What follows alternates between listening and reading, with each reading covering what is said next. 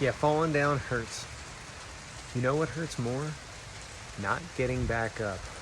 Allowing that moment of sadness or weakness or doubt to determine the next move, to determine your future, to determine your worth. Like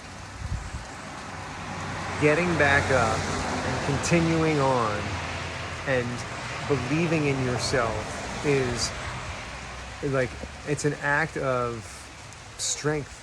It's an act of love. It's an act of appreciation for yourself and your life, your existence. It's not just about like little me. It's about the larger me, about all that you are and what you have gone through, experienced and attained to get to that point. If you're falling down and you determine something as a failure, you've reached that point because you gain enough like wisdom and knowledge and experience to make it to that point. And it's not always going to be easy.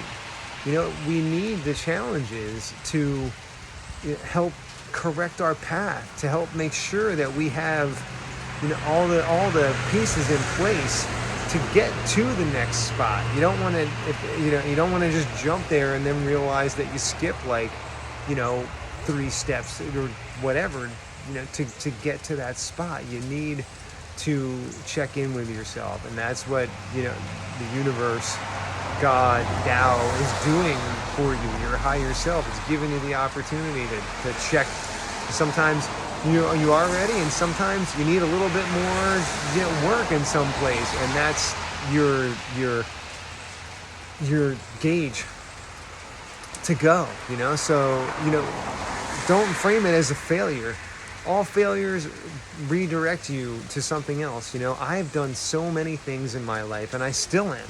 Like I was a touring musician, like a full-time touring musician for years of my life. I opened a restaurant when I was 30 that I had for over a dozen years. I still own a printing and design business.